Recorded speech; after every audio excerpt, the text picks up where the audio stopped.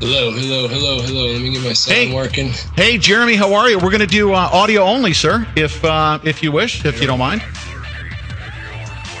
I don't know if I told you that, but welcome. Can you hear me okay? No, sorry. Can you hear me okay? Yep. Okay, fantastic. Yeah, we're going to have, we're not going to broadcast your video, but that's okay that you're on video. And we're going to do audio only. And just give me just a couple minutes here. I need to fix one technical thing. And I'll be right with you, okay? Right on. Welcome to the Pete Santilli Show. Thanks. I'll turn my camera off just so we don't get bandwidth problems.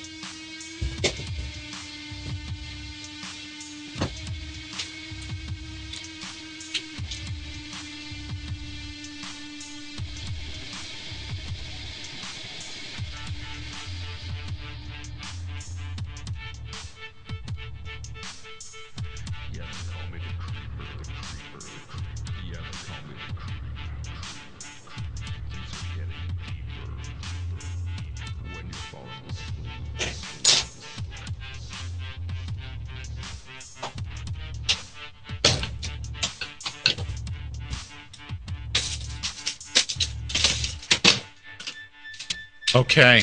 We're going to come back in about a minute, Jeremy. I just wanted you to know. And you'll hear the music coming in. I've got music playing in the background here during the break. Unfortunately, we're not at full technical capabilities here because of...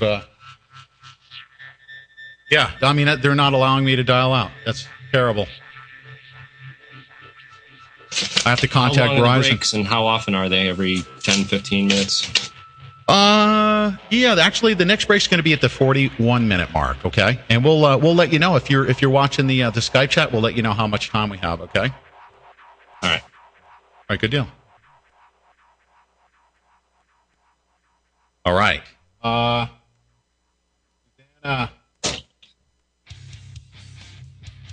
Susanna.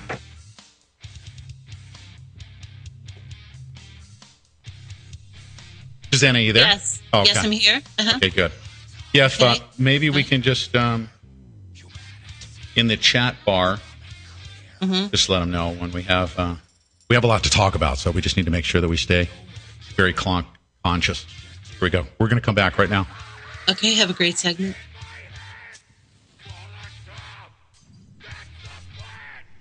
Jeremy, how do you pronounce your last name? Rys. Okay. You're listening to the Pete Santilli Show.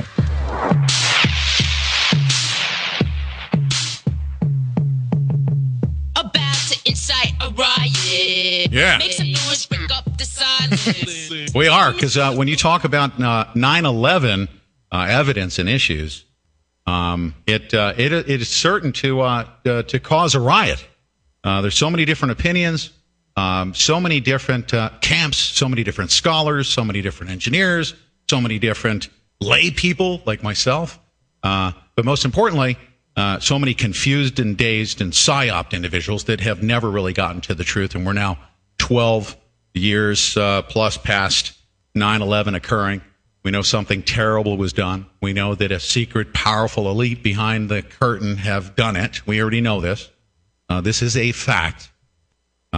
And why the American public says, well, we just need to kind of move along and, let's just look away and forget about the $1 trillion that we spent going after brown people in the desert.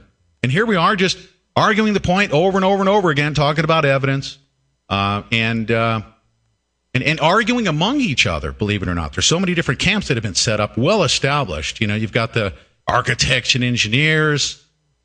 You've got the people that have read the book Wood, Where Did the Towers Go, by Dr. Judy Wood. She of course conducted as far as I'm concerned, the only documented forensic investigation that's been filed in the court system that's in existence, but everyone's been calling for a new investigation. We already know that the investigation has been conducted. And this is going to be a topic of our discussion. I'm now with a guest that unfortunately Jeremy kind of pushed back a little bit on giving us his bio, but I'm gonna let him come in and tell us a little bit about himself. He's got a bachelor's degree in physics, he said. He's been a truth activist, researcher, and video producer for the past 7 years. And Jeremy on YouTube goes by the name Alien Scientist. And I will preface our conversation by saying that his, the initial interaction that I had with him was to bring him on to talk about, 9/11 evidence. And then he's been, I guess, an opponent of the information that Dr. Judy Wood has been trying to propagate out there, which, I've made my own determination as what is evidence, what is factual, and what isn't on my own. But Jeremy, welcome to the Peace Antilles Show. And, I do welcome you with open arms. I want to have a sincere, open, and honest discussion about 9/11 evidence and facts. If we can keep it to that, that'd be great.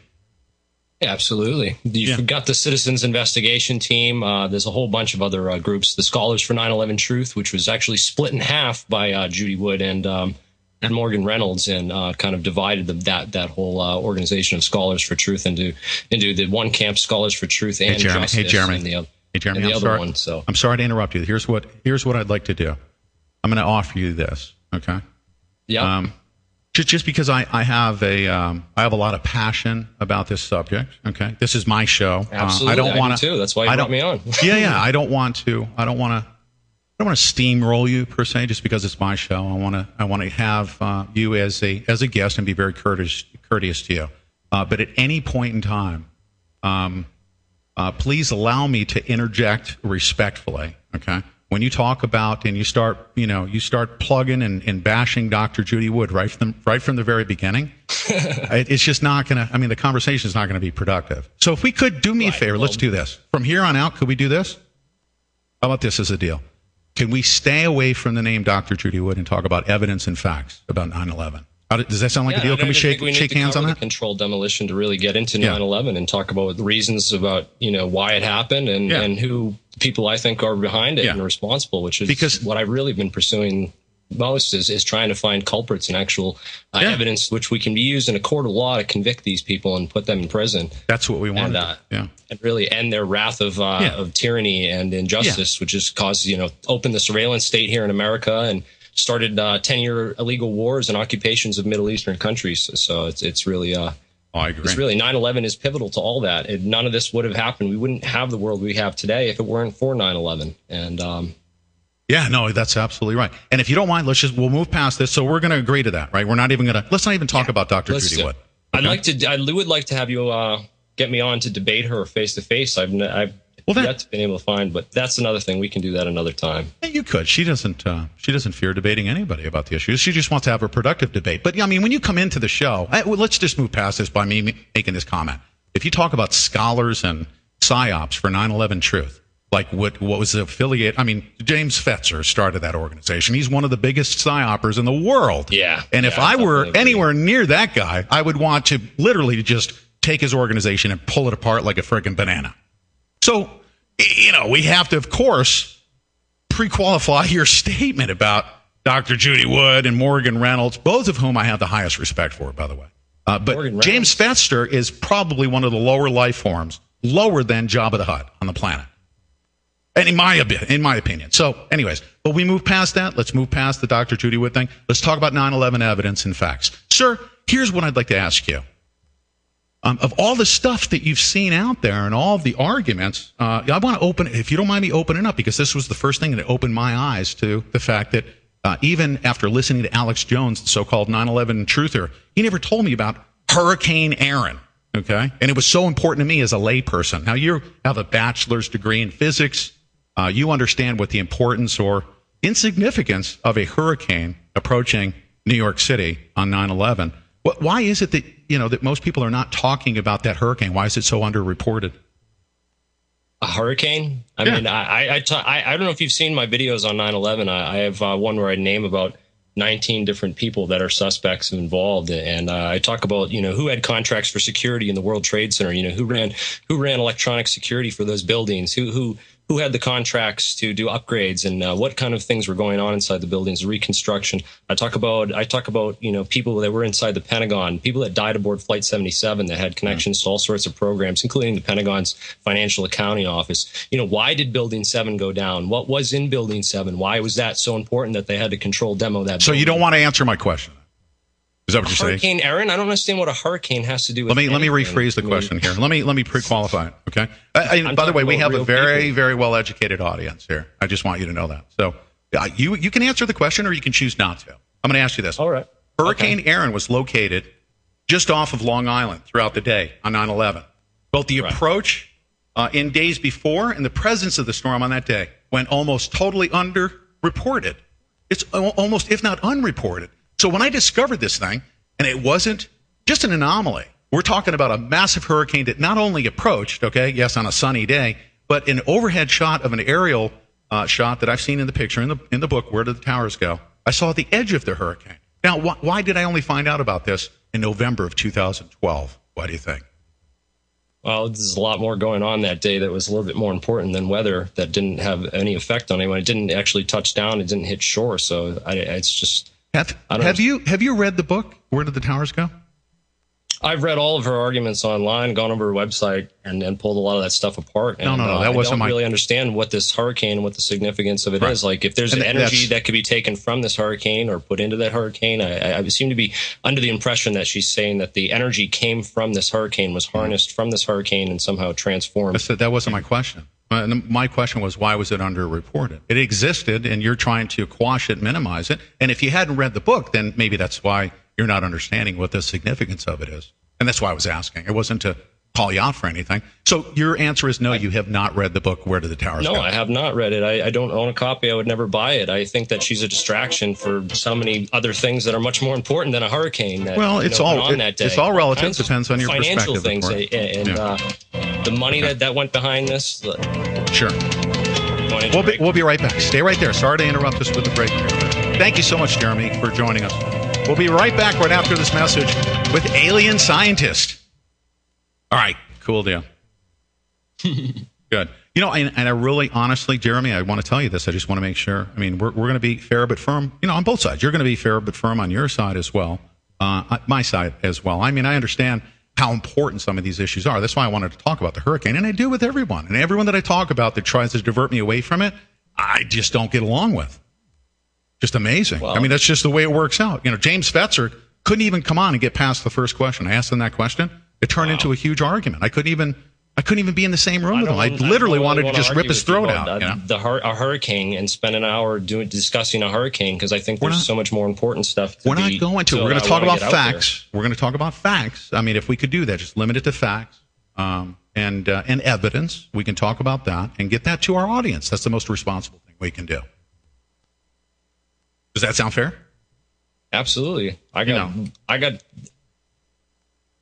plenty of facts and evidence. Okay. All right.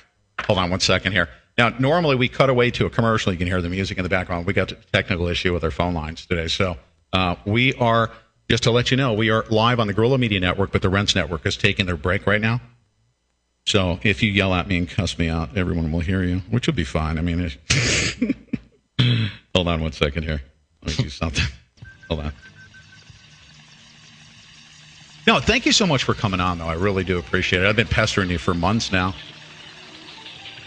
Yeah, man, I finally got a lot of comments on my videos asking me to go on your show. So I was like, why not? Even if it's going to be drama, maybe get into a fight or something. I don't care. I just want no. We don't want to do that. I mean, on the table. You know what though? Our listeners and our readers are really, really smart. If they see us doing that, I mean, they're just going to be turned off by it. They want to hear good evidence and debate, right?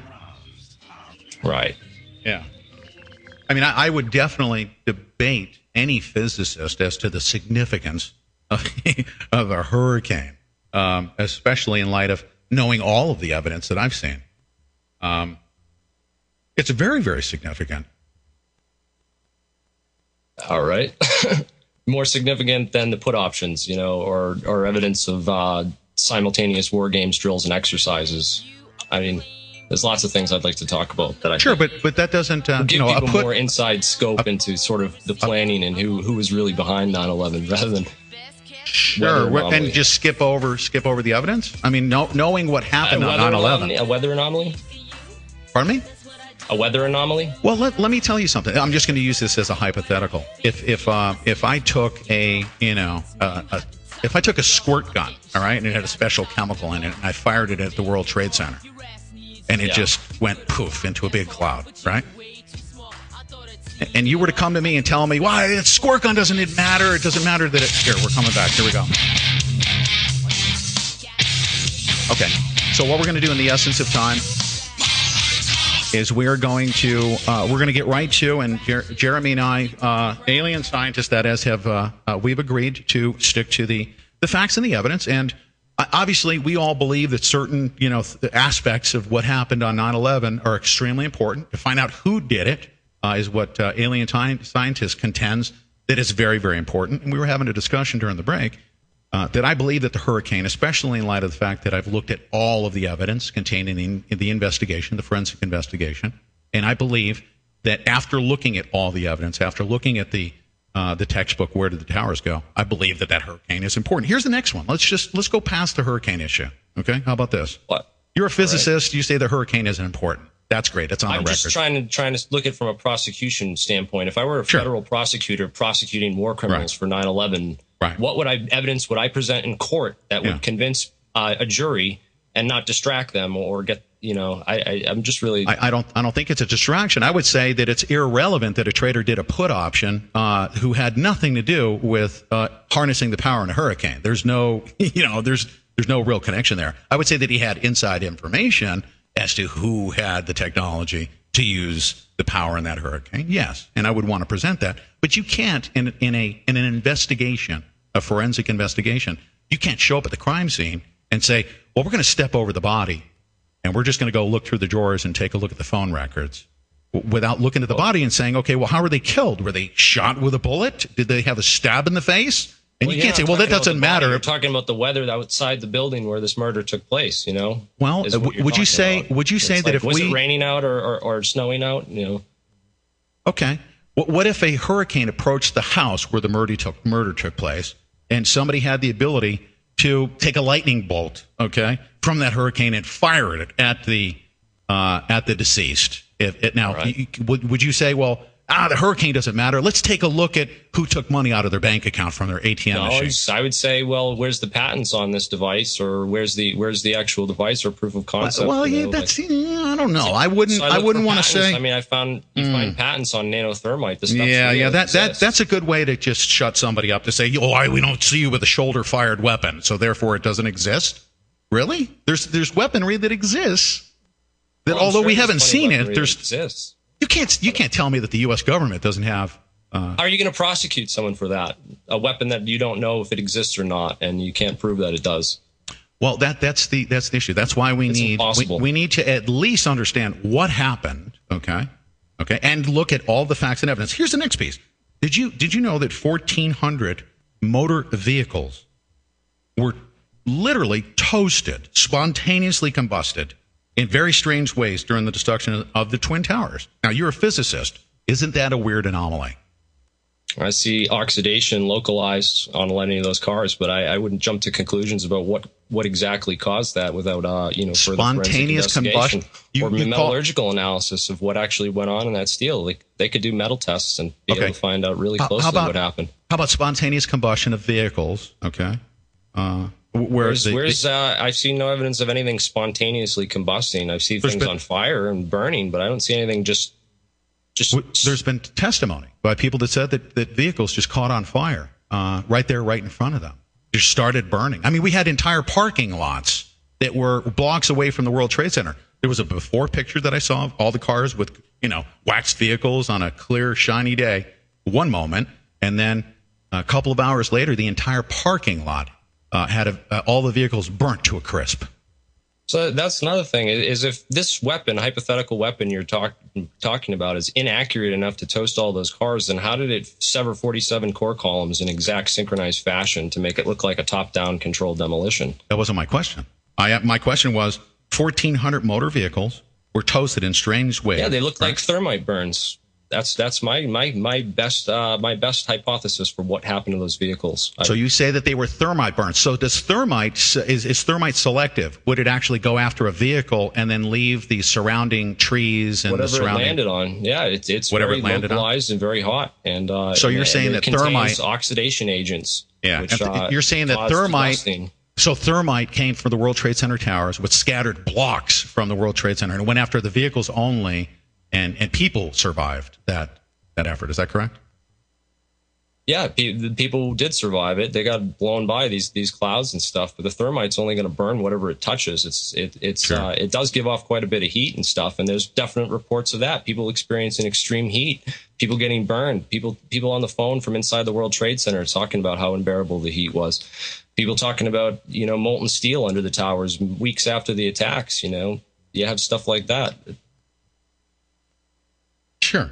How about the breakdown of the material? Okay, the 1.5 million tons of debris. Okay, that I believe turned to dust in 5-gallon buckets. Literally, one fireman said the biggest piece he found was half a telephone keypad, an inch wide. I mean, the whole buildings were blown to kingdom come. I mean, that much is obvious. So let me ask you this: whether you believe that was done through some space age laser technology, which we can't prove or say exists in any definite way, or whether it was Jeremy, did anybody at any point? This is what I'm going to do. Okay, here's the deal. All right, my audience is very well aware of what neuro-linguistic programming is and psy-oping is, and for you to very skillfully, carefully inject certain words into people's minds, like has been done to us during the psy-op for 12 years. For you to do that to my audience, I find to be reprehensible. Okay, so what I want you to do, did you ever hear me say anything about firing beams or patents or anything like that? I'm asking you questions. This is the first paper that she co-authored with Morgan Reynolds. Who's she? Listen to me. Focus. Look at me, dude. Seriously, look at me. Look at me and listen to me. Right? Look at me. Focus on me. I'm going to ask you something. The towers, 1.5 million tons of debris, okay, turned to dust in midair, okay, and that debris never hit the ground. Okay, let me. During the destruction, there was an absence of high heat, and you're saying the thermite possibly caused that. Is that correct? Witnesses reported that the initial dust cloud felt cooler. You're saying that a laser weapon or some sort of directed. Did I ever say laser? Did you hear me say laser at any point in time? Well, no. This is a more scientifically accurate. Did you hear me say you're saying laser to my listening audience? Don't go past me. Focus on me. Speak to me. I never said laser. I said during the destruction of the tower, there was an absence of high heat. Witnesses reported that the initial dust cloud felt cooler. I have a person, I could put him on the line right now. His name is Tom Hansen. He's a principal with my show. He stood at the base of the towers. He said that the waft of dust that was coming out was cool. And you're saying that was thermite. How could thermite possibly be cool? Is there thermite that's cool? This is what are you talking about? The thermite in the patents, which I have, these are real patents. You can look them up. They were filed by Battelle, and they had detail in those that nitrocellulose explosives are used in conjunction with the thermite incendiary. Thermite melts the steel, and the nitrocellulose explosive will literally blast it through. So you're not just talking about a thermite. So thermite that melts steel produces a cool waft of dust going through the entire city of New York City. Is that correct? Is that what you're saying? A controlled demolition. The buildings were blown up, man. Okay, they were blown up. So thermite being used. You're saying that a directed energy weapon did this? Is that what you're saying? Did I ever say that? My listeners are actually hearing you say this to me. Did I ever say that? Did you hear me say that? No, I called it a laser because that's a more accurate. Did I ever say that at any point in time? Any weapon you can possibly imagine aside from chemical or biological. Have I said weapon? Energy directed in nature. Have I mentioned the word weapon since I've met you? Can I talk about some other facts? Sure. Which are very interesting, and I think. Okay, so you just want to skip over and not answer any of the questions I've asked you so far. You want to tell me the thermite existed in the World Trade Center towers, and we do know that if thermite was used, thermite was patented by people who occupied the floors that were hit on 9/11. It was patented by these people. So if thermite it has connections to all these people, it was developed at Los Alamos National Laboratories under the direction of Marvin Bush's company. Securicom Stratesec. They helped develop this stuff at Los Alamos. That's National the equivalent. Labs. What you just said is the equivalent of Alex Jones placing documents on the internet, okay, then setting the SEO to it, and then referring everybody to Google to go Google the terms to find the documents that he placed there. So, of course, thermite was patented and all these things took place so that there would be a story, kind of like brown people in airplanes. You know, like we had to come up with a viable excuse about Saudi Arabians. This wouldn't happen. It was either controlled demolition with people actually going inside the buildings, actually rigging these towers facts with do you have? explosives, okay? What facts do you have that people a controlled demolition? Buildings, rigging the buildings with explosives. All right, or it's something else, right? Okay, so they were. So we also had people that were in airplanes that supposedly smashed into the towers, but they didn't. I don't think that they were responsible for causing 1.5 million tons of debris to turn to dust in midair. But it went along real well with the story. Don't you agree? So yes, the evidence exists. Saudi Arabian passports were found in the dust at the base of the towers. Yes, that's a fact. But let's go back to the evidence. Okay, the dust. Okay. How it was broken down finer, okay, than you're saying that thermite was used. If thermite, in fact, was used to melt steel, as you said, those are your words, to melt steel, would we not have seen any light whatsoever? How much thermite could possibly use to turn all of that steel into molten? How much? The thing is, you do see light. There's very many number of videos you can watch where the stuff that looks like reacting thermite pouring out of the side of the tower. You can see it in the inside of the towers, these molten metal drips. You can actually see it in a lot of these videos. Sure. Compare that with, a directed energy weapon, which would cause localized heating. There'd be all kinds of light being emitted from that reaction. Are you saying that a directed energy weapon was used? If it were used, then wouldn't you see the same light? I thought we were going to talk. We're going to talk about facts and evidence. You're speaking of hypothetical. No, I'm talking about what you see in actual videos where the tower collapses. You can look up the thermite video, and you can see this stuff pouring out the side of the tower, and it does not look like aluminum the or thermite. Any of these other things. It's bright yellow and it's sparkling. You're saying that what caused that was thermite. It caused that melting. Is that correct? It looks more like thermite to me than any other hypothesis that's been offered. What about the rest of the building? I mean, that building had 1.5 million tons of debris. Okay, was thermite used to melt the concrete as well? No, you have explosives, and in fact, there's patents that show that this nanothermite, can be used as like an arc welder to superheat concrete and arc welding and superheating, but there's no light that was ever emitted from this. Is that correct? You can see it in the videos. You watch the stuff pouring out. Very limited. The building. Not in a whole building to turn it to dust in midair. I mean, I saw actually steel that wasn't molten. It was actually falling from the Trade Center, turning to dust in midair, falling. I mean, how do you delete that from my memory? I saw steel beams. I don't see steel vaporizing. I don't see the. I don't know how you can get that kind of. I watched it when you look at the video. I watched it. I'll send you a link to the video. Level. Yeah, no, I've seen it. We'll be right back. We'll talk more with alien scientists right after this message.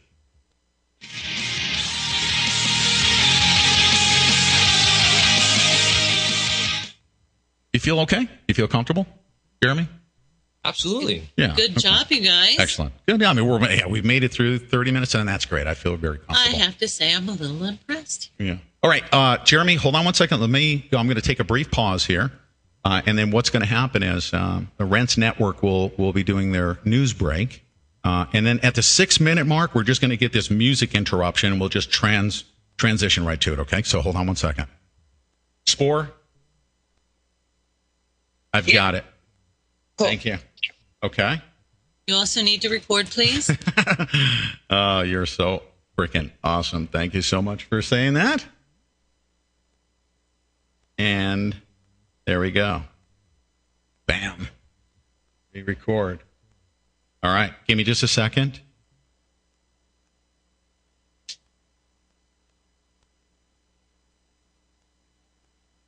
Okay. Stand by. All right, we're back, and I'm with Jeremy. He's better known as the alien scientist, and he has just a whole huge number of videos that contradict just about all of the recent information that I've learned about the evidence that has been concealed from me from the likes of people like 9/11 experts, like architects and engineers for 9/11. I call it concealment. Okay.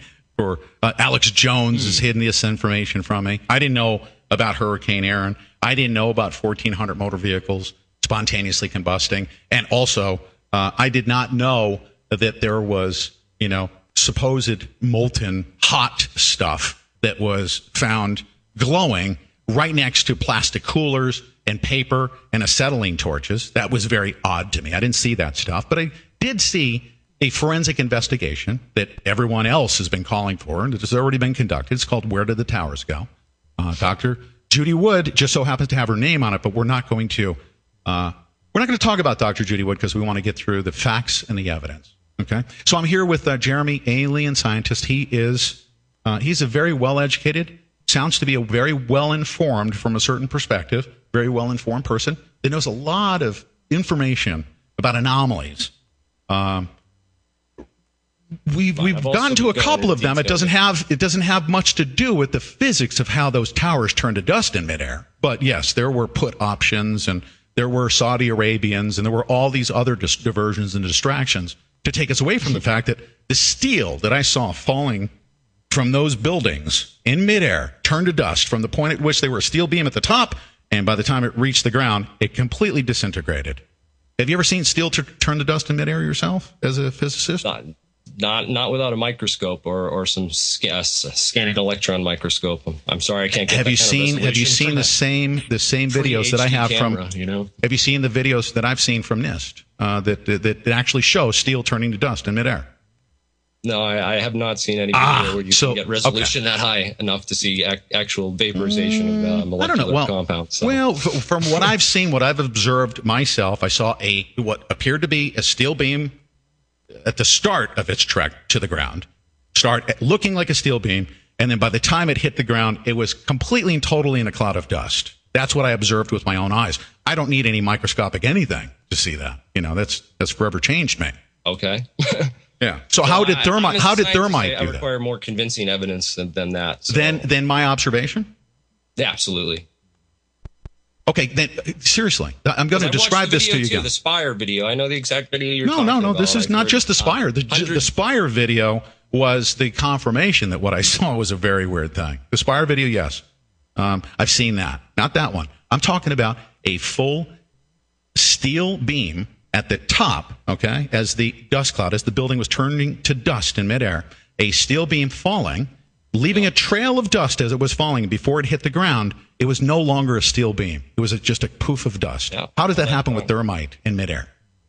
I don't see the same thing you're seeing. I see the you need to look closer. Cloud hiding this steel beam as it falls vertically. I don't know. This dust to me looks like concrete dust. I'm going to say this. You're a smart guy, dude. You're a smart guy. This is what you're doing. I'm going to put 1 million people in front of that video. As a matter of fact, let's put 1 billion people in front of that video. And I'm going to ask them. How many of them are scientists? You know what? I don't think I need to be a scientist for me to tell you that what I saw was a steel beam at the top, and before it hit the ground, it turned to dust. I don't need to be a scientist. Okay. Yeah. I can. Why do I need to be a scientist for me to see a steel beam turn to dust in midair? Why do I need to be a scientist? Controlled demolition, pre-planned controlled demolition. Okay, that's a neat little. Go ahead and squeeze that in, everyone. Yes, just take that into your brains and just continue the psy-op for another 12 more years. The psy-op. I've done a lot of effort on this. I just asked you a question and you skipped around it. It's called NLP, neuro linguistic programming. 9/11, and it's I've done a lot of. Videos on psyops and disinformation in the movement. Right now, you're speaking out of 5 sides of your mouth. Choose one side and answer this question. Why do I need to be a scientist to observe a steel beam starting at the top and turning to dust in mid-flight, in midair, and being a poof of dust before it hits the ground? Why do I need to be a scientist to see that with my own eyes? No, you need to be a scientist to prove that dust is actually steel vaporizing. That's what you need to be a scientist for. Okay. No. I'm talking about making an observation. Okay. Why do I need to be a scientist prove that that's in a court of law? Prove that dust is molten vaporized steel. You want to take that image and put it in a court of law. You want to do that? Is that what you're saying? That's what I would love to do. I want to take like real forensic evidence, like the FEMA report, Appendix C, where it has the only metallurgical testing ever done of any piece of World Trade Center steel. And it was a piece of steel from World Trade Center 7 that was saved and forensically tested using these metallurgical analyses. And it found intergranular melting, eutectic formation, and grain boundaries. It literally looked like it was melted with holes through it, like Swiss cheese. Okay. Sure. and oxidized. We'll take it at that. You've answered. Real science, real metallurgical examinations. Right. I mean, for you to say that, that this is that any kind of dust coming off of, these pieces of steel is actually, microscopic pieces of steel, you better have some serious, evidence to back that up. Then let's set that aside. We've already beat that to a dead horse. And by the way, we're coming up. We got 1 minute. We'll hear music. We just need to pause, go past that, and then reintroduce here real quick. All right. So basically, you're saying that a controlled demolition takes place. With a normal controlled demolition in other cities, you blow a building up, all the debris falls to the ground, it makes a big loud noise, and in fact, produces a seismic reading. All right, magnetometer readings from 6 stations in Alaska recorded abrupt shifts in the Earth's magnetic field as each of the major destructive events unfolded at the World Trade Center.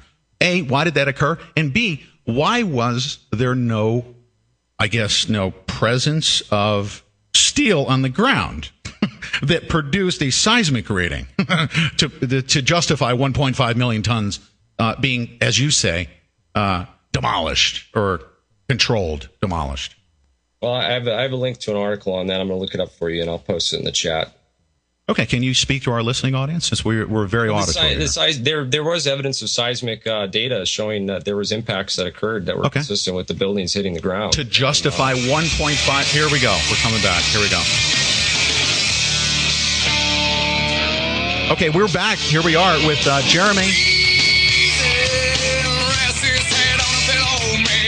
I'm with Jeremy Rys. He's better known as Alien Scientist, and we've been having a pleasant, productive conversation about, and we were just talking about the fact that, and we got past the fact that I observed steel turning to dust in midair, all right, from the top of the World Trade Center towers. I saw a steel beam trailing dust, and it broke down completely and actually completely disappeared right before my eyes. So Jeremy's telling me that I didn't see that, and I needed to be a scientist in order to tell myself what I saw. You need to be a scientist in order to prove that steel is actually. Do I need to be a scientist? Do I need to be a scientist to prove what I saw? No, just to prove that that's steel. Yeah, I'm just saying I observed that is actually molecular dissociated steel. That's what you need. You need scientific evidence to prove that. Okay. All right. So that's an anomaly. I'm talking about a court of law.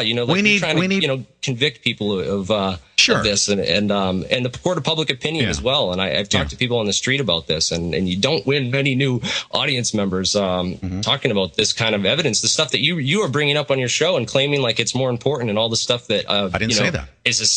You're saying that all this other stuff, so like the Saudis and the money, that's all just a distraction. No, you said that earlier. No, I didn't say that. I mean, I understand now that I've taken. Well, here's the difference between you and I. I read the book Where Do the Towers Go? I read her science papers, dude. I read scientific papers. I don't have to read her book. I read her papers. You don't have to read her book? She published the papers on it. I read the papers. If anything is in her book that's not in her papers, then she needs to write another paper. So, like, did you read her everything in her key tam case? Say that again? Key tam? Yeah, she filed a key tam case in federal court. Did you read everything contained in that forensic investigation that was filed? This is what I call my. The answer is yes or no. It's a simple one. No. I asked you a question. Did you read her federal case? Take future cases with 9/11 evidence seriously, because they look at her and they're oh, this stuff. No. But here's the thing. So we have a textbook, and then we have a forensic investigation that was filed in the federal court system. Did you read that information that was filed with the federal court system? No, I read her papers, man. Okay. There's much more. So you didn't read the book. You didn't read the book, which contains. This is not a psy-op. Let the listener decide. No. Let's set Dr. Judy aside. I've read her book. I've read the forensic investigation she filed with the federal court system. You say you haven't, but you're more qualified than me. Is that correct? I've read her scientific papers. She has no evidence for this space weapon. Excluding the textbook and the federal court laser weapon. That's more accurate than direct. You just said space-based weapons. It has nothing to do with anything that's in the federal laser court. Laser technology. Laser. It's the same space thing. Beams. Light amplification by the stimulated emission of radiation. I do. I know what that is. You studied lasers according to your bio, so you should know a little bit about them. I sure do. Light amplification by stimulated emission of radiation. So how much energy would be required to power a laser? Can I ask you something? Can I ask you something? I just asked you a question. If you read the textbook, if you read the forensic investigation that was filed with the federal court system, you said no, but you don't think that that's important, although it contains the investigation that everyone's been calling for. You just said, I didn't read the investigation, but that's okay. I read her scientific papers. Why do I need to read her excluding the formal document? I know she's a psy-op. No, what is the psy-op? Look at how many people have gotten talking about space lasers hold on a second. and get completely written space off laser and discredited. beam. Sure, you sound like Alex Jones. Hold on one second. Space beams. Yeah, you just keep inserting that into everyone's mind. They know what the psy-op is. They're very, very well educated. Here's the thing. You ready? Very well educated? Yeah. To a psy-op that's taking all the attention off who put bombs in those buildings. How many times did I say space beam? I've gone through the tedious work of identifying and naming by name and all their connections and lining up for people. All of my listeners heard you say laser, not me. And says, oh, don't look at that. Don't look at who ran security in the buildings. Don't look at who had the contracts for electronic security. Who redesigned the electronic security system after the 1993 World Trade Center bombing. Right. Don't look at any of that stuff. Instead, just look at a space laser or say everything. That's more important. Say everything to our listening audience except what's contained in the 500 pages that's right in front of me and the federal court case, the Ketam case, which contains the entire forensic investigation that AE 9/11 Truth has been asking for. It's already been filed. Say everything outside of that because I don't see laser here. Hold on a second. Let me go through this 500 pages and see where it says lasers or space beams. It doesn't say that. You would know that because you haven't read it. All I know is that a space laser is a more accurate descriptive term. Who said than a space directed laser? energy weapon. A directed energy weapon could be a basketball. Who said space laser? Who said that? Who said that? Who said that because it's a more descriptive and accurate term of what Judy Wood proposes in her scientific papers, which I have read and analyzed. Okay. So in this book, Where Did the Towers Go? It's a forensic investigation, okay, contained in the textbook, and the Ketam case. It's a psy-op. A psy-op? Okay, have you read it? How do you know? How can you say that something you haven't read is... books. I've seen what she's done to the You've read everything but the most important stuff. She's distracted. She gets people lost in these debates over space lasers. We're not lost in the debate, dude. All this other stuff. And all she does is debunk thermite, the most hardcore evidence for an explosive that we have to date, with signature on it, leading directly back to the people who most likely put it in the buildings, and she tells people to ignore all that. Let's do this. Psy-op, all right, let's do this. So you call it a psy-op. Okay, here's the deal. Let me ask you this, and meat and potatoes. We're real basic people. We're not scientists. We're not physicists. I just want to know one simple question. What the answer to this question? Where did 3,000 toilets go? Where'd they go? I want to know where all the debris went and why it was removed so fast. I don't have the answers for these questions, man. You're going to ask me the questions? Look, fools have a million. Fools have more questions than a wise man can answer. You ever heard that saying before? Your answer is, as a physicist, 12 years you've had to study this, you have no idea where the 3,000 toilets went. Is that correct? They're blown to kingdom come along with the rest of the building that you can see in any video. Where did you graduate? Things were blown up. Where'd you graduate? Where'd you go to school? This doesn't matter. It's appeal to authority. I could have got my degree in a Cracker Jack box. This is not matter. So then why is everybody trying to decredit? Why is everyone trying to decredentialize Dr. Judy Wood? Architects and engineers from 9/11 Truth that you're calling them a psy-op. You're saying that they're a distraction. Yet this one woman who wrote this book trying to convince everyone that it's space lasers that brought down the World Trade Center. She's the sole beacon of truth. Can I ask you something? I'm going to ask you this question again. I'm going to ask you this question in the book. It's laughable. 500 pages in Where Did the Towers Go? Or her Ketam case, the forensic investigation filed in the federal court system. Where did it say space beams or lasers? Where did it say that? She has that in her first paper, her first scientific paper. No, that wasn't my question. Reynolds. That wasn't my question. It's called the Star Wars beam weapon. That wasn't my question. Yeah, well, I mean, obviously something went wrong on 9/11. You look at it, you're like, what the heck just caused that? Now, she looked into it. She compiled and she investigated. She went further. She has never, ever told me anything about a space beam. The only thing I hear about space beams is from Alex Jones and you. And James Fetzer. That's in her first paper. It's a space-based Star Wars weapon. It talks about the Star Wars aerial defense program. But I've never heard Dr. Judy say that to me. Let's say, for instance, if she thought that in the beginning, like something very powerful took place there, and she said that to me. Something very powerful took place, and she investigated it. She put together a very thorough, comprehensive. Have you filed anything in the federal? She's put together a psy-op that has really distracted and divided the movement, and made people put people against AE 9/11 Truth. What in this book? What in this book that you want to call a psy-op that's disputable? What in this book do you want to dispute? Which part of it? I have 500 pages. Look, I don't want to talk about that book. I want to talk about real evidence that will lead to convictions. Nothing in Judy Wood's book will ever put anyone who was responsible for 9/11 behind bars. You think so? You want to tell everyone, don't read the book. Go look at my debunked videos. Is that what you want to say? Court case that she has. So you will never. So you want to tell my listening audience right now, don't read the book, go to my YouTube. The director of Central Intelligence on 9/11, George Tenet, was also the director of Visage Corporation, a company accused of pre-9/11 insider trading. Okay, this insider trading is not some minor thing. It's connected to people in the highest levels of CIA and in the government. All right. Okay. So all that stuff. That's insignificant. No, you know what? Here's a fact. How about this? Let's talk about facts and evidence, like we promised we were going to do. Fact: the protective bathtub was not significantly damaged by the destruction of the Twin Towers, meaning that 1.5. They were preventing it from caving in. There was people working on it the whole time. That's right. It was actually breached when the cranes actually went on the wall. It's actually documented that what caused that breach and that damage was from the cranes when they were removing the debris. Why didn't it get harmed when 1.5 million tons came crashing down on it? Why? That's a fact. How come? How can you explain that? Because it was vaporized by some mythical weapon that you can't prove exists and can't convict anyone of because you don't have any patents for it. You don't have anything. All right. None of that matters. It's a distraction and a psy-op. And I will stand by that firmly, and I'll argue with you to the day I die because unless I see evidence, it's not an argument. The only way I will be convinced. Can I ask you something? What fact have I presented to you? Experimental evidence of your hypothetical. What's amazing is you're calling these facts a psy-op that you have never once been able to answer. You haven't been able to answer one fact at all. How about this? How many towers? Answer these obscure questions. How many towers? How many towers met their demise? Where all these toilets went and stuff. How many? I want to talk about real things that will lead to actual, convictions. If I told people, a billion people, Dick Cheney running war games on stand-down orders on 9/11, 46 simultaneous war games, drills, and exercises. Right. Brown NORAD, people the in the FAA, desert. all the things that went on with the chain of command there, all switching people in. A Wall Street lawyer coming to take over. Yeah. If I told a billion people, these people need to go to jail, and they're not going to go to jail with you focusing everyone's attention on Judy Wood. And we want to ignore the fact. You think that if we stood in front of a billion people right now and I said, ladies and gentlemen, 3,000 toilets were in those buildings, not one sliver of evidence is shown the toilets were completely gone. You don't think that they would care about that? If you want to tell them, send us $1 trillion, let's go kill brown people in the desert. Is that what you're saying? No, don't put words in my mouth. What I'm saying is that if you were to stand there on a soapbox and get an audience and tell them that, it's not a soapbox. They're look at you like you're a lunatic. What fact? I could sit there and what fact have you addressed? Point by point.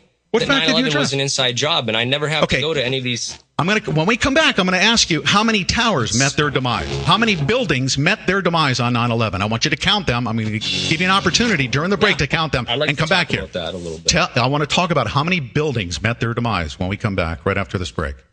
I'm enjoying this thoroughly, Pete. So thanks for having me on.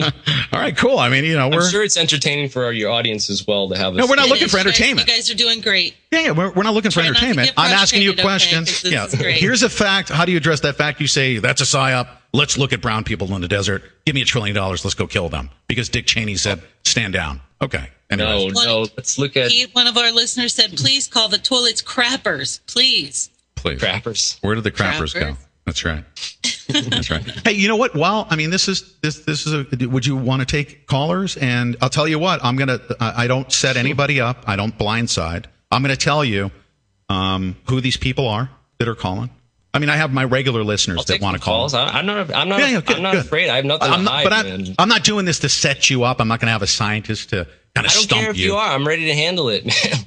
Yeah, but I don't do that. I just don't. But I have my regular listeners. They're real loyal fans of the show, and we've been together. I would go on Fox News and debate this with the full intent of being set up. Would you go on Fox News and let me ask you those questions, and you avoid all of them? Talk about having people look at you like you're a nutcase, right? They would never let me on. Oh my God.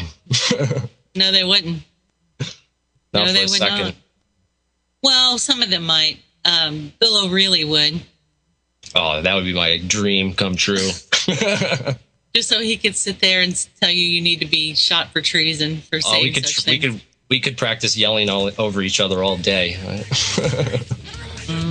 So, am I doing okay? I'm not yelling at you or over interrupting, am I? Oh, this is great. Okay, I'm loving it. I'm having a blast. Just want to make sure you feel comfortable.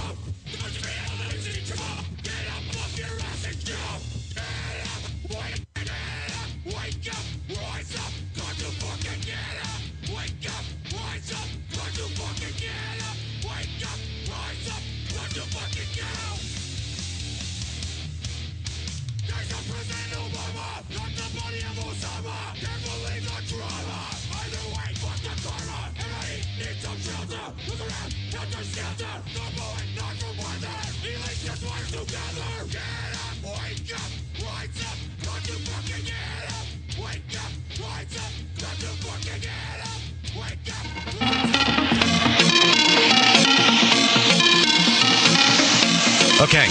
here we are. We're back. Okay, let's get right to this. Thank you very much. I'm with Jeremy Rys. He's better known as Alien Scientist. We're actually doing very, very well. We're exchanging ideas and opinions, of course, and we're doing so in front of our audience. We may be able to take your calls here.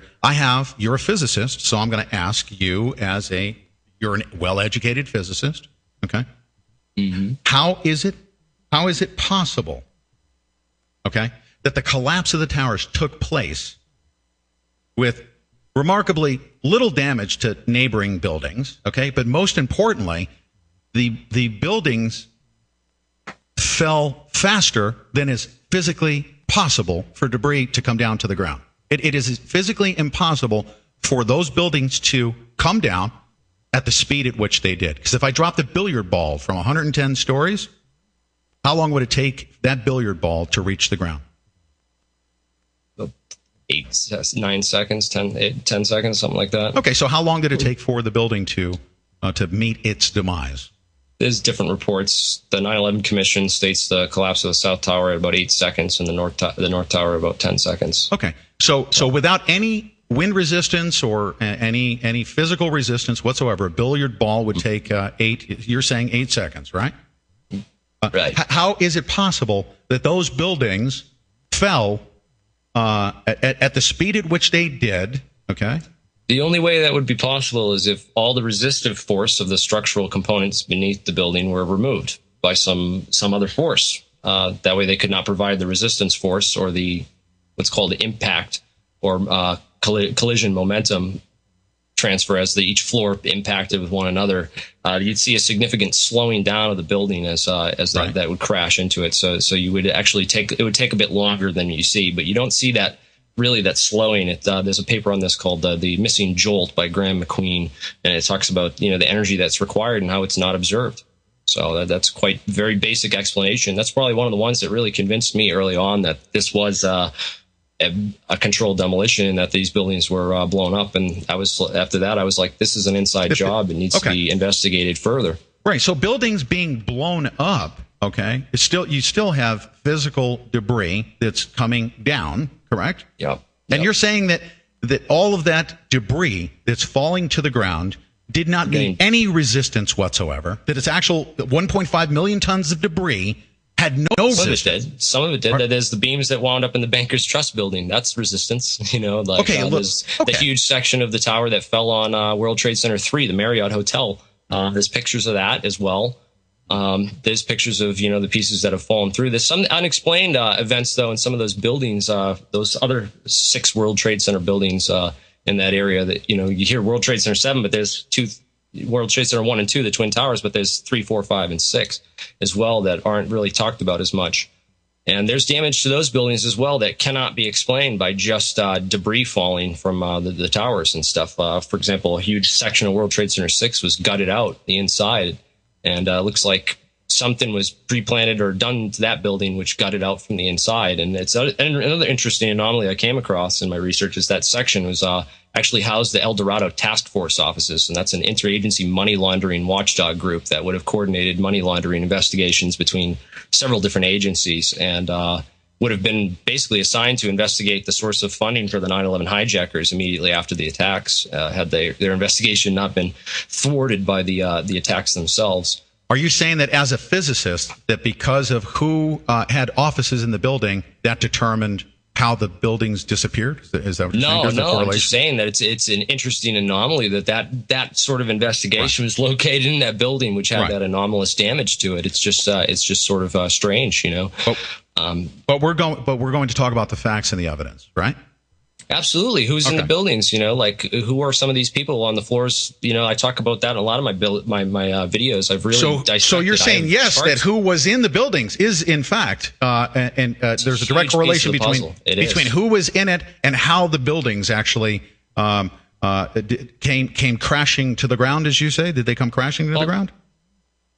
I want to talk about, who was on those floors, who ran the security for these buildings, who was controlling what came in and out of that building. Will that determine what happened on 9/11? Will that tell us how an entire parking lot spontaneously combusted 2 blocks down the street? You're saying that who was in those buildings? Will that lead any of those people to jail? No, that won't. Talking about cars down the street won't put those people in jail if they're the ones that did it. Isn't it remarkable that I didn't find out? And since 2006, I've been hanging around with AE 9/11 Truth people, Alex Jones, and I never found out about any of the stuff that you say that's part of this forensic investigation, psy-op. They don't touch any of that stuff. They're only concerned with really just the controlled demolition aspect. And I was working. I did some stuff with them. I went to a rally. They came to Boston one time. I met Richard Gage. I got a picture with him, and at the AIA conference here in Boston, and got to spread some truth to some people. Held a sign up and went out and did some street action and a whole bunch of other stuff. And then he went and spoke at MIT. I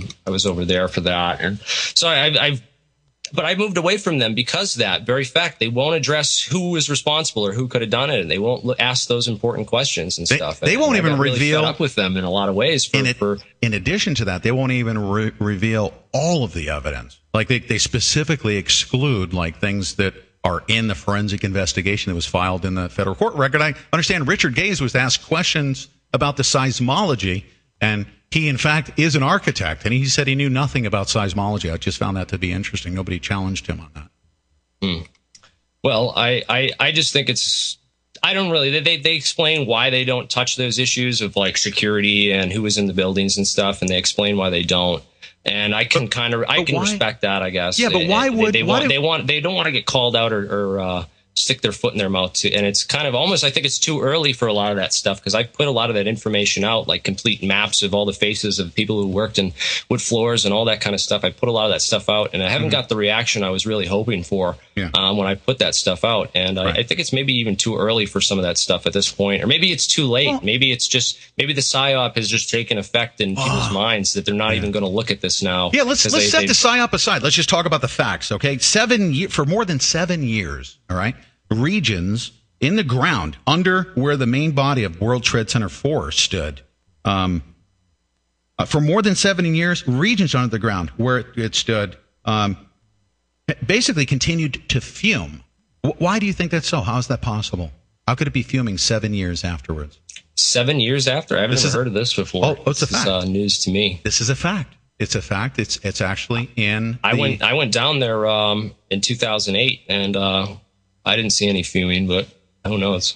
Yeah, no, I mean, it's documented fact that World Trade Center 4, where it stood, there are regions under the ground that continue to fume. Now, there was also, as they described, molten metal, and even Giuliani described, 2,000-degree Fahrenheit, whatever melting occurred. Yep. Well, that melting in the debris occurred in the debris. Why do you think that was the case? What broke that material down the way it did?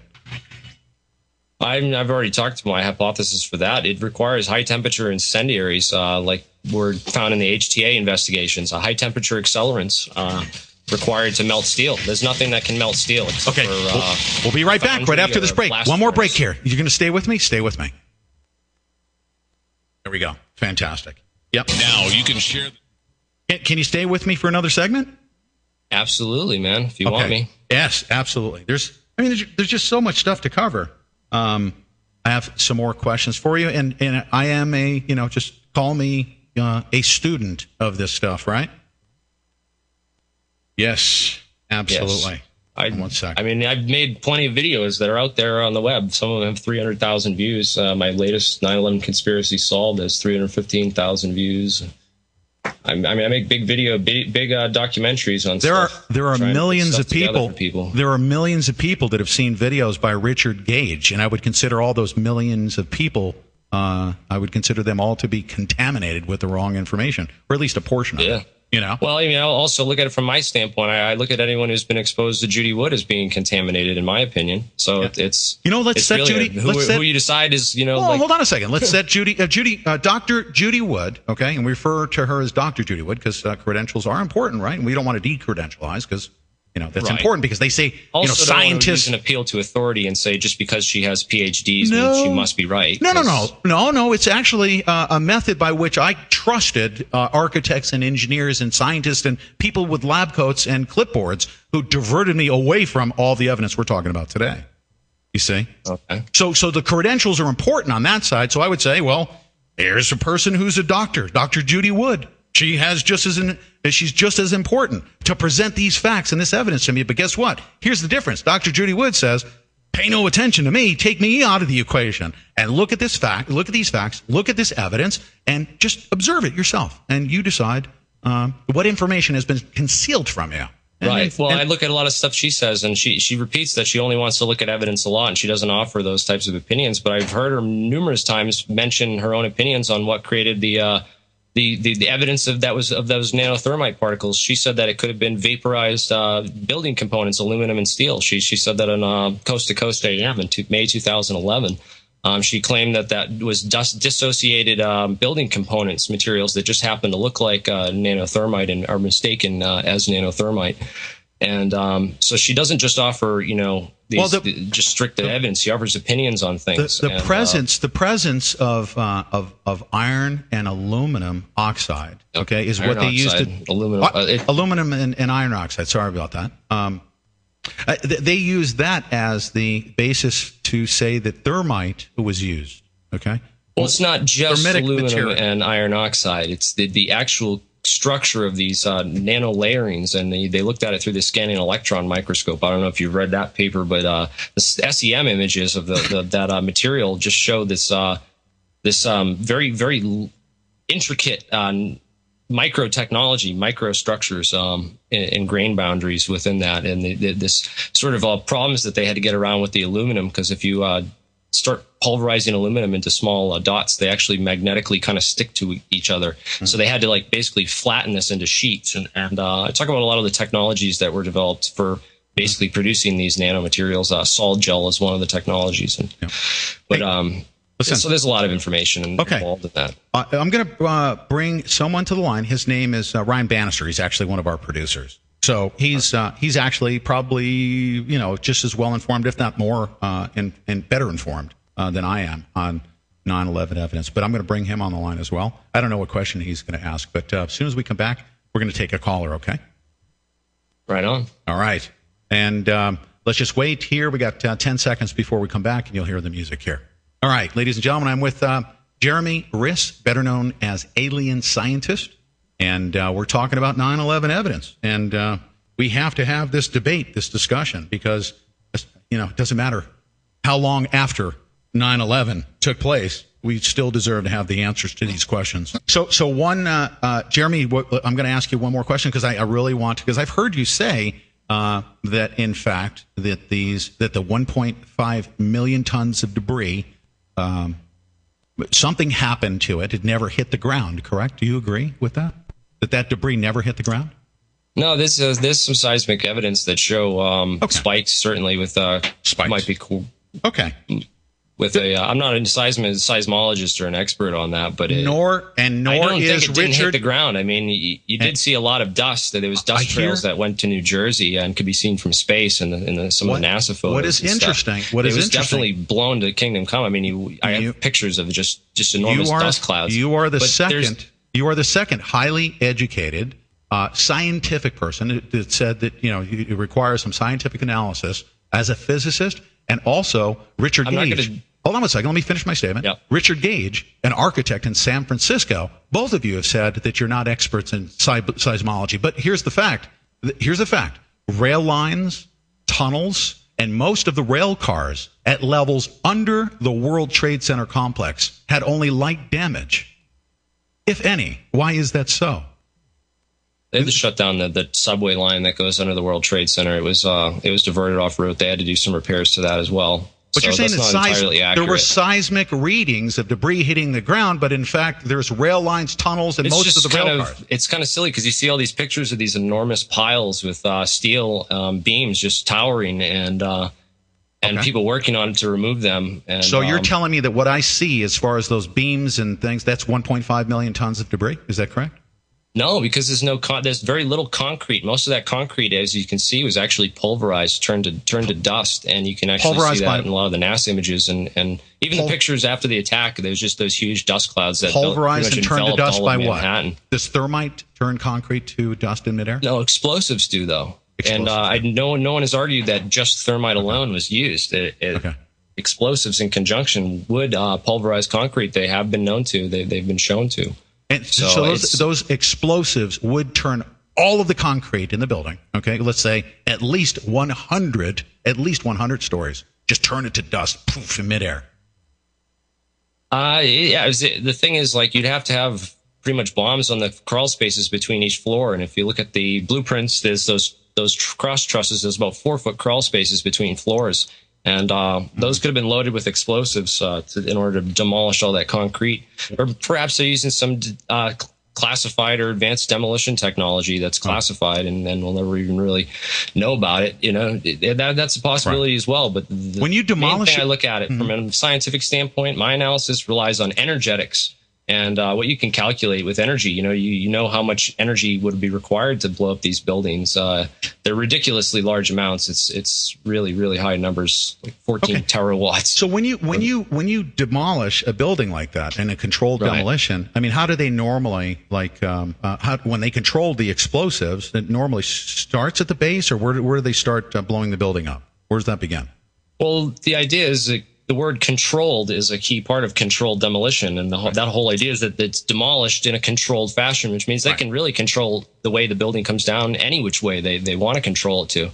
So it's really about where you set the explosives and how you time them to where you're going to get the building to fall. But do they normally? And there's very little types of explosives that would actually be able to sit through burning jet fuel in a plane impact and not ignite. But there are ones that exist that can do that, and thermite is definitely one of those things. If you ever tried to make it, what caused the lower 50 floors to be impacted by the burning jet fuel? Let's say the lower 50 of the World Trade Center towers, both of them. Well, they claim that the jet fuel went down the elevator shafts, but actually, according to the blueprints, the elevator shafts are sealed at the sky lobbies, which there's 2 of them, dividing the building into 3 parts. Those 2 horizontal bands that you can see going around the buildings, those are the sky lobbies. And actually, elevators don't go all the way from the top to the bottom. They stop at those sky lobbies, and you have to switch and take another elevator. And so those were hermetically sealed. There's no way that jet fuel could have gone through those buildings and caused that explosion in the basement of World Trade Center 1 that was reported. Or any of that stuff. So there's a lot of things that where the government's version of events just does not. We're pressed for time, and I'm sorry if I seem overly anxious. It's not to interrupt you, but I want to take some calls. Ryan, we have Ryan on line 2. Ryan, hold on one second. You're live with Alien Scientist. Ryan, what's your question? Hi, Jeremy. Just wanted to, as a side note, say that Patrick Connolly saw cars with tires, and cars were popping, I'm quoting him directly, and they were just starting to light up spontaneously. I don't see that as being evidence of thermite myself, or any type of RDX charge. But anyway, I wanted to get a little conceptual understanding here. What causes a controlled demolition, Jeremy? What causes it? Well, controlled demolition is set up with explosives put inside of a building. Talk to any demolition expert. Is that the only part of the equation? There's timers. They have remote detonators or blasting cord. There's different ways to do it, but it's just essentially you place explosives on key structural components and detonate them to sever those components in a fashion where you can get actually gravity to do most of the work for you. If you look at WTC 5 and 6, you see what looks like Swiss cheese holes down the center of standing structures. And I wanted to know what controlled demolition do you know that would create that? Well, if there's a bomb pre-planted in one of those buildings, it could have created those craters as well. The hypothesis offered by the government is also seemingly valid that these large sections of the World Trade Center, which fell in those buildings, could have punctured large holes through stuff. But some of them are not consistent with the evidence. Like you said, is that one World Trade Center 6 not there's no caused beams. By gravity. So gravity would be causing would be the source of the energy in that case. But in the case of World Trade Center, you're absolutely wrong if you look at the evidence, sir. There is no pieces that fell into that building. In fact, if you look at the video, the high-definition slow-motion portion of the video, you would find that the pieces actually turned to dust in mid-air and didn't actually reach the ground, so they wouldn't have much to destroy. And if you look at the basement, you'd see that there wasn't much destruction. So thank you. Look at ground zero. I've been looking at it for the past 8 years. So. Okay, yes, sir, and you certainly have. And I also, if you don't mind, if I can ask you the question, I hear you say controlled demolition and explosives, and in fact, there was a lot of eyewitnesses who I've talked to personally who said that it was whisper quiet as the building came down. How could that? There's a lot of people that said it was lots of explosions. There's FDNY members saying they heard pop, pop, pop. There's lots of people that heard explosions going off, and you can even hear them in some of the videos. There's like literally detonations and blasts. Okay, there are pops and explosions here as well. Here's a fact: Scott air packs, portable air tanks for the firemen, frequently exploded for no visible reason whatsoever. Entire fire trucks, that were parked full of water, exploded. Why and how? Think about that, and let's answer that when we come back from this next break, okay? Thanks, Jeremy, for staying with me. Alien scientist with me. Ladies and gentlemen, don't go away. This is a great conversation, open and honest discussion about what happened on 9/11. Okay. All right. We're going to continue here momentarily. Hold on just one second. Give me just a second. I need to take care of something, and I'll be right with you, okay, Jeremy? Yep. Thanks for staying with me the whole time. I appreciate it. Yeah, no problem. Thanks for having me on. Okay, we have 30 seconds left here. Thank you very much. I just stepped away. Ladies and gentlemen, on the Guerrilla Media Network, you are listening to the back channel because we have it wide open for technical reasons, Verizon reasons. Thank you, Verizon. Appreciate it. But I'm joined by Jeremy Rys. He's better known as Alien Scientist. And Jeremy, before we come back here in 15 seconds to the Rents Network, what is your YouTube channel if people want to... if they search for Alien Scientist. I also have a strictly 9/11 videos channel called War Crime 9/11, one word, where it's all just 9/11 videos on that channel. I try to separate it from the alien conspiracy stuff so people don't get distracted or go into other issues. So I keep the War Crime 9/11 channel separate.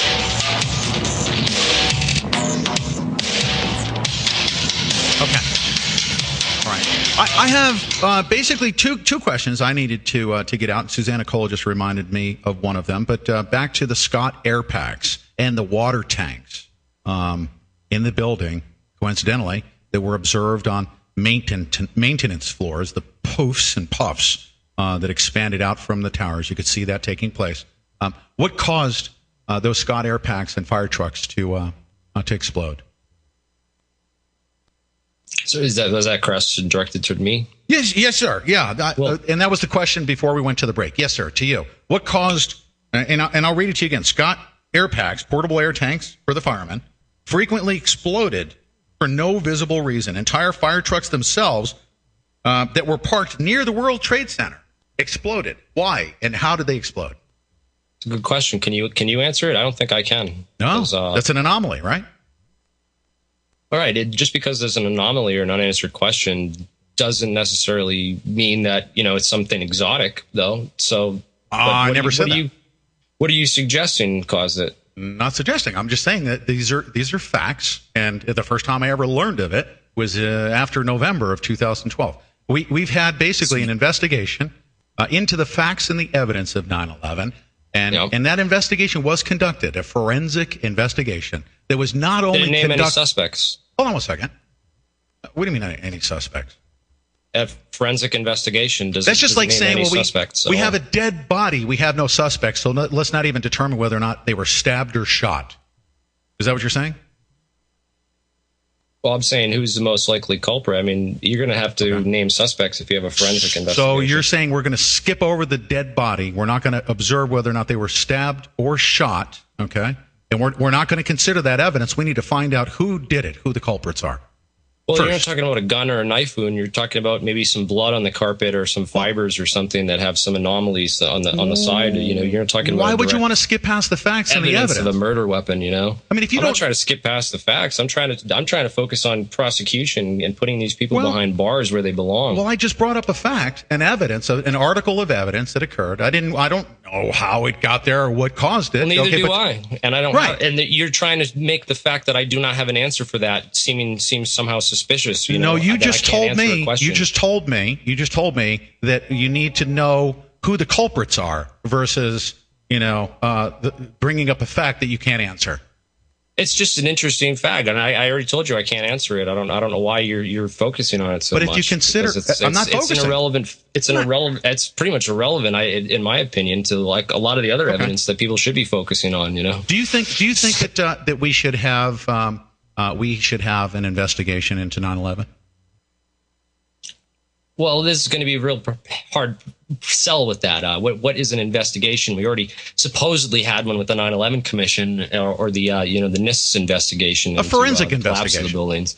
But any investigation is going to be heavily compromised. You're talking about trillions of dollars at stake, a multi-billion dollar arms industry in military-industrial complex, all the oil contracts, all the petroleum reserves over in the U.S., the Afghanistan opium fields. Don't forget about the CIA drug running and all the things going on with that. There's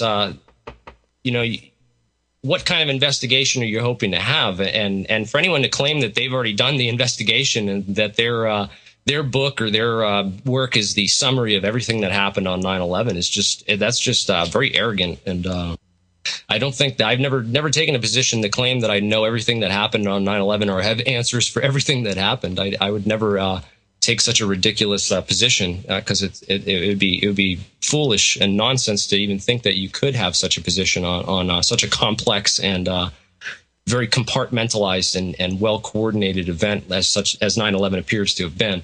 So it's really I do my investigation. I report on the things that I find interesting, that I think are valuable or fruitful areas of research, and apparently I think have a very different idea of our concept of what is fruitful areas of investigation than you do, or some of your viewers. I know, but just about every article of factual bits and pieces of trivia that you want to interject into this have nothing to do with how those buildings returned to dust. Bremer ran several. L. Paul Bremer, he ran several offices in the future impact zones of the World Trade Center towers. There was several reconstruction projects on the floors which Bremer occupied. He was the chairman of the Congressional National Commission on Terrorism from 1999 to 2000, the ambassador at large for counterterrorism from 1986 to 89, and he was a presidential envoy to Iraq and administrator of the Coalition Provisional Authority. So he went on to become the Iraq occupation governor after 9/11. He occupied the buildings, the impact zones where the actual plane would hit his office. He sat on the board of directors for Komatsu Corporation, the Komatsu Dresser mining division that had operated for a very short amount of time. There was a joint between Komatsu and Dresser Industries. They had basically formed a partnership. And during that time, they patented a nanothermite demolition device, which I have the patents for, and people can look them up. And it said this device was capable of demolishing concrete and steel structures at high efficiency without secondary problems due to noise or dust or flying chips and dust. And that's in the patent description itself. I didn't create this and put it on the internet and tell you to go look for it so you could find it and then be like, see, it's there. This is not something I put together. This is something someone else found through their own investigation. Kevin Ryan, who's done he's a whistleblower, a 9/11 whistleblower who's done some of the most thorough investigations into who could have been behind this that I've ever seen. Yeah. And I've done a lot of my own work to read his articles, go through a lot of his stuff, because I find that information, stuff like that, I find that much more fruitful and more promising area. It's like gold, digging gold out of dirt. So we need to ignore. I'm sorry to interrupt you. We just need to ignore. And where on the internet have I found prior to November of 2012? Hold on 1 second. There was only one piece of office equipment in the entire World Trade Center complex, a filing cabinet with folding dividers, which survived. Why is that so? Only one piece of equipment. I have no idea why that was protected. The stairwell B, that's another anomaly. That stairwell survived, and people lived through that and actually survived in the stairwell. If it was hermetically sealed, so they didn't breathe in all that toxic dust with the nanoparticulates in it, and caused the cancer-causing compounds and stuff like that. Can I take one more call? Can I take a couple more calls? Do you mind as we close out the show here? Yeah, I have Douglas on the line. By the way, I haven't asked not one of, and these are regular listeners and callers. Douglas is on the line, but I haven't asked anybody to call in, or I have no idea what their questions are. Douglas, you're a longtime listener. Okay. You're live on the line. Hey, Douglas, I was wondering if your guest knew anything about John Hutchinson and his and him working for the government and for a little while, and his studies and what he's been doing with basically the Tesla technology and other stuff that he's done himself. Yes, I know John. He's my friend on Facebook. I've talked to him a couple times in email exchanges and stuff. My problem with John is he doesn't share any of his data or his experimental, how he actually causes these effects, which he films on camera and puts them out there. And I've also found a couple other videos some other people have shared with me, which show pretty convincing evidence of deception on behalf of Mr. Hutchinson, creating some of these videos, which he then pulled down after people pointed out, like a string in the background operating one of his anti-gravity devices and stuff. And of course, I've looked at a lot of stuff that he has, and I think he's an interesting guy. He's got I haven't seen anything from him where I can get verifiable science. And I was really, I hope that Judy Wood would have teamed up with him to try and write some sort of papers. If these effects, the Hutchinson effect and all these other things do actually exist, I'd very much like to see them documented. Okay. And can I bring one of them up? You're a physicist, so I'm sure you know about George Pigott. I have my own theories on how this could have possibly happened. And, right, but you referred to patents and stuff like that. I'm not discounting the plausibility or possibility of resonance interference causing dissociation of solids. I assume that this could happen, or liquefaction, the Philadelphia experiment, or those pieces of metal that he has where the spoon it liquefies the metal by turning it to sort of jelly by exploiting some of the properties of that through these phase conjugation or whatever. I have two questions here. And then I have one question here. Do you know about George Pigott's patent? And you referred to patents. The patent number 1006786.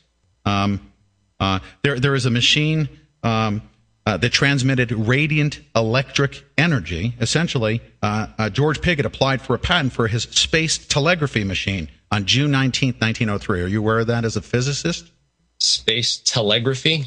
Yeah, space telegraphy. That's what it is. It's a patent. It was filed. It actually, he produced, or he basically overcame gravitation. There's a patent for such a thing by George Pigott.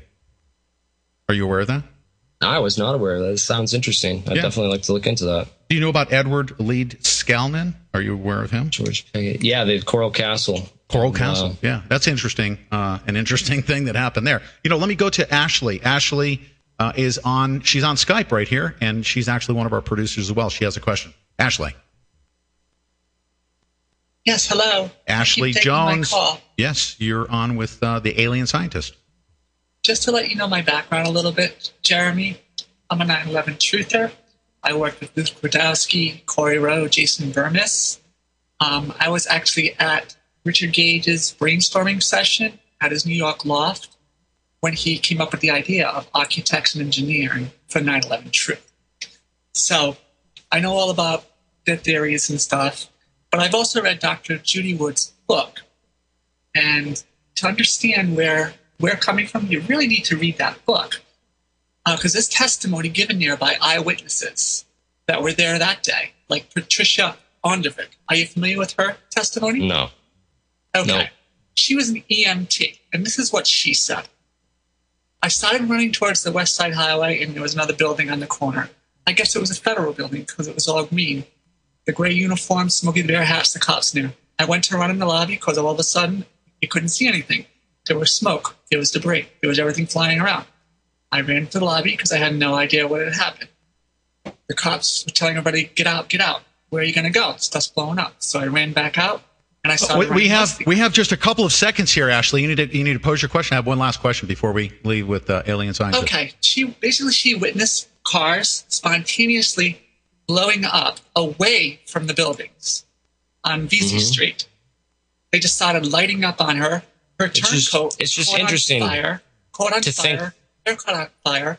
I want to know how thermite causes that when it was not even anywhere. Well, I want to know what else causes that. What else causes that? Do you have a hypothesis? Yes, I do. Go ahead. I do have a hypothesis on that. What causes that? Basically, the Hutchinson effect causes that. This directive energy weapon. That's all we have time for. You guys, that's all we have time for. We have like 5 seconds, and we're going to be cut off here. So, Jeremy, thank you so much for all your time. I really appreciate it. And check out my video, 9/11 Conspiracy Solved, where I name names and suspects for who could have carried out the attacks from within the buildings and in the government itself. You've been a gentleman. I have one last question for you before we go. Yes. Does your dad work for the Central Intelligence Agency? No, he's been an oil engineer for 35 years. Okay. He works. He designs control systems for oil refineries. Right. Go ahead, Susanna. Yep. You can bring him on for the first 6 minutes before you bring on Patrick, if you want to. Yeah. No, I think we're all set. Do you have anything else that you need to add, Jeremy? No, that's pretty much it. Just check out my War Crime 9/11 station, and I have my own theories on what brought down the towers, and they may differ from your own. But I also have suspects and names, and I name names and I point fingers. So. That's good. We want to go after them too. I'm with you on that. Absolutely, sir. You've been seriously. This went much better than I thought it was going to go. You've been a gentleman. I appreciate it. Absolutely. I can't wait to see them all behind bars, Pete. Yeah, me too. I'm telling you. And never, ever, ever give in. We need to keep pursuing the truth. Absolutely. All right, sir. Take care. Thank you, Jeremy. All right. Excellent. I have to do my thing, don't I, ladies and gentlemen? Print, and then don't forget to press record, please. Yes. Stand by. Hold on a second. I haven't gotten to that yet. Let me connect. And you were listening on the Guerrilla Media Network and everywhere else across the fruited plain to our back channel scatter stuff. Because I need to whack Verizon and the PP. Okay, there you go. Wow. I just enjoyed that for a moment. You know that? We are back on the Pete Santilli Show, ladies and gentlemen, and we're going to do a brief recap. Susanna Cole, I obviously have an opinion of how this conversation just went. I hope that everyone is proud of the fact that I was able to still proceed through with passion to allow what I perceive to be, NLPing and psy-oping as I, started to notice certain things taking place. I wanted to make sure I remain composed. And you know what? The guy was a trooper to at least stick through it with me and let me get through my little grind. And I wanted to make sure that we asked the critical questions. And I'll tell you what, that conversation was probably one of the most revealing ones with somebody who has been in the 9/11 psy-op game for a long, long time. Can I make some observations before you give your summation here of what just happened? Yes. You're right. It was very, very revealing, and I have to say it was quite interesting finally getting to hear someone who stayed calm, even though he was laughing at a couple of the things that you said, and he was being a little bit of a smart ass here and there in some of his answers. And, he did hold you to task and you did hold him to task. So it was very, very good to hear a calm debate where clearly you both disagree. You're on opposite ends of the spectrum here as to not only what happened, but how it happened. He's more interested in, the people that were involved in it, you know what? I think it was a fantastic interview. I think it was really, really good. And people should go back and listen to it very, very closely. I was able to listen to him. It wasn't like one of these other 9/11 people who come on and they just want to scream and they want to be mad. I could tell that he didn't like a lot of what you were saying. But you're right. He took it very, very well, and I think you did a good job. Congratulations. It was a good interview. It was a great interview. Now, here's how I'd like to open up my summation. Okay, I think I very, very clearly demonstrated to our listening audience, everyone that's interested in knowing what the truth is. It's not a matter of winning or losing a debate. Okay, I believe that it's a matter of me seeing everything as to the evidence and the facts that took, as to what took place on 9/11. Dr. Judy Wood herself has taught me to almost ignore her as a person, right? And to say, I'm the person that brings this forward. Yes, my credentials are important. Yes, I'm highly qualified, of course, because that's what they use. They say we're scientists, we're engineers. And she says, I'm a scientist, I'm an engineer, I'm a physicist, right? I know all these things as well. So I match up with them just as equally. So set me aside and look at this evidence. You look at it yourself and you decide, but you have to look at all of it before you can decide anything. And here's the difference between myself and a physicist is that I've looked at the evidence, all of the evidence. He hasn't. He hasn't. So he can't even form a scientific opinion, okay? Mm-hmm. He cannot even conduct a scientific analysis and debunk stuff that he's never seen. He's never read the book, the textbook. That's important because it contains a forensic investigation of what took place on 9/11. And he's never taken a look at the federal court case, which Dr. Judy actually wanted to file that evidence in the public record. Okay? And she's the only one to have conducted a complete and thorough investigation and put it in the form of a textbook. Okay? Take Dr. Right. Judy Wood out of the equation. Someone. Well, you know what? It's almost like he wants to come out and he wants to call her a psy-op. He wants to say she's psy-oping 9/11. She's doing this. She's doing that. But he doesn't know why he's calling her that. And what's worse is he doesn't even want to know why he's calling her that. It's like Dr. Wood told me once. Hang on here, because I don't want to misquote her. Mm-hmm. Let me give you the exact quote that she gave me. I've got all this stuff up here, but anyway, hang on here just a second. It'll only take me a second. That's okay. Let me get her. She says this, and this is a quote from Dr. Wood. She said, 9/11. She said these people have what she calls 9/11 Tourette's syndrome.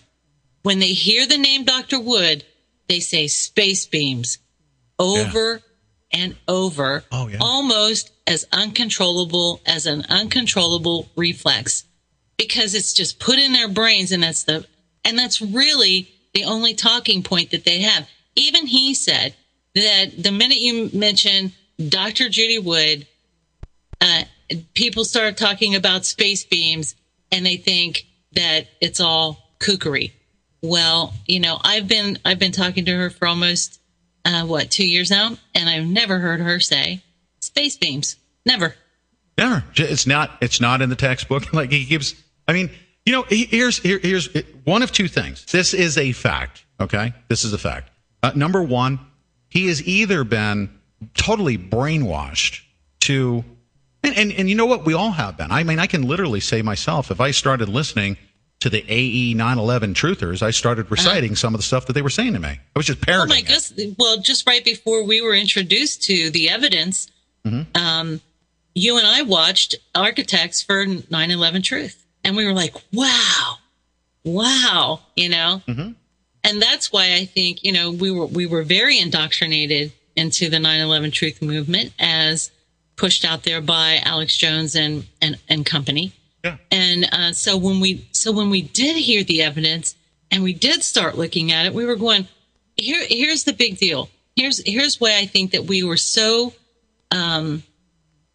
why we embraced Dr. Judy Wood is because for some reason, and being investigative journalists and being in the business that we're in, the minute we saw Dr. Judy Wood's evidence, we had to ask ourselves, why are they hiding this? Yeah. Why is nobody talking about this? Yeah. I mean, why are they demonizing this? They should be embracing this. She's not saying that Saudi Arabia didn't do it, or that there doesn't need to be an investigation on who did it, how, why they did it, who was in the building, and all of those things. She is not saying that at all. She's saying, But she's saying you can't step over the body and ignore the body, the dead body in the room, and start and try to find out who did it without examining the evidence around the body. You can't. That's what she says. So, and I think that's where you and I were like, there's got to be something to this. They are so, they want to demonize her so badly, and they want to psy-op her so badly and make her look so bad. We had to ask ourselves why, and now we know, because it goes against everything that they're making money off of. It goes against everything, all the DVDs, all the books that have been written, all the time that's been put into their theory and the theory that has been sold to the American people. I feel myself, and please, forgive me for saying this so in a self-centered way. I believe that I've educated myself to be able to understand the difference between, the psy-op that we've all been under, including this alien scientist guy, including Jeremy. He could be either. I mean, this is a fact. He's either parroting the psy-op or he's performing it. Okay. And I'll tell you what. And this actually includes myself, one who has not been exposed to all of the evidence, which he's already admitted himself that he's not been exposed to all of the evidence. Now, regardless, despite me, Andy's not even interested in it. Oh, he's not even. And was there one fact that I laid out that he actually embraced and said, "Wow, okay, that's factually correct. Wow, that's interesting." Even to say, "I don't know what could cause that." As a matter of fact, I've heard Dr. Judy say, "I don't know what could have caused this." Right? Oh yeah, lots of times. Mm-hmm. She says it. This is really powerful stuff, but you can't ignore it just because you don't know what caused it. Right? You can't ignore a hurricane. Oh my God! When I started bringing up the hurricane, he said, "Oh, how's that relevant?" And you know who he sounded like? You opened another interview up with exactly the same question, and it went very, very badly from there on out. So he at least handled it very well. But he did. He was just as adamant and just as annoyed by that question. He did not like that question. They hate it when I bring up that, and they just insist that it's absolutely irrelevant. That it matters that Dick Cheney gave a stand-down order, and that Saudi Arabian passports were in the dust, right? Mm-hmm. And indeed it does. Those things do matter. They do. But unless you find out, like we said, you can't just ignore the body and, the victim or the murder victim or whatever, and just go straight to try to solving the case, So. Yeah, no, I agree. But good interview, Pete. Very good interview. I enjoyed it. Immensely enjoyed it. Thank you. Let me go to the phone lines real quick, and then we're going to transition here. When we come back, I'm going to take Jeff from Camp Lejeune. Take one call, and then we'll get right to the news. We'll be right back. Your feedback is important. Jeff in Camp Lejeune, how did I do, brother? Okay. Jeff in Camp Lejeune, how did I do, man? Great. I did? Getting a little it was kind of droning on, but it was good. It was droning on? I appreciate your honesty. Listening to the other guy, it was just the same thing over and over again. It was just it's the same thing. Did you understand what was going on? I mean, I wanted to make sure that I allowed him to do whatever it is that that they do, and then of course call it out afterwards. But don't you agree that there is an attempt to either parrot or perform a psy-op to keep everybody's brains away from everything that I just presented to him? Absolutely. Yeah. Isn't it remarkable that people in America, such as, he needs to make a decision as to whose side he's on. I'm on the side of the American people. I'm on the side of 7 billion people on the planet that really want to get to all of the truth, not just a portion of it that he wants to, divert us towards. And I find that anybody like him if he doesn't realize that he's under the psy-op out there parroting it, if he doesn't realize that, then let me describe it to him. He needs to become an American. He needs to become a fellow human being and recognize that the answers to the questions that I pose to him really do matter. It really does matter. How somebody was either shot or stabbed matters, doesn't it? Yes, sir.